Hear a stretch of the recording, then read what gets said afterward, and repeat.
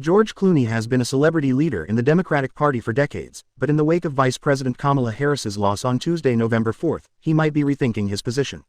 Some of his fans are criticizing him for his very vocal opinion to have President Joe Biden step aside and let someone else run for the White House this year. In July, the 63-year-old actor wrote a controversial op-ed for the New York Times titled, "I love Joe Biden, but we need a new nominee." Even though Clooney said he adored the man, he also claimed that the president's cognitive health was in decline. In the last 4 years, he's won many of the battles he's faced, Clooney wrote after Joe Biden's lackluster debate performance on June 27. But the one battle he cannot win is the fight against time. None of us can. It's devastating to say it, but the Joe Biden I was with 3 weeks ago at the fundraiser was not the Joe, big effing deal, Biden of 2010. He wasn't even the Joe Biden of 2020. He was the same man we all witnessed at the debate. Clooney led the wave of other political figures to oust Joe Biden as the 2024 Democratic Party nominee, which ushered in the movement for Vice President Kamala Harris to run. Now that the dust has settled and Donald Trump is the president-elect, the social media critics have chimed in.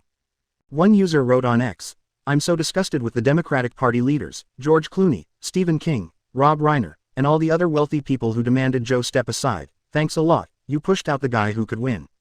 Another X user added, "Trump should not forget to thank the Hollywood celebrities, especially George Clooney." A critic wrote, "Of course, there is also the simple approach to the end of an election cycle. This is all George Clooney's fault." Now that the dust is starting to settle on a contentious election, there might be one point that Americans should remember for the future: celebrities don't have that much power over how we vote. Arizona State University professor Margaretha Bentley told The Guardian, "In the academic literature, research has shown that, while celebrity endorsements can increase civic engagement and voter registrations, it has not proven to have a direct impact on how people make their voting decisions."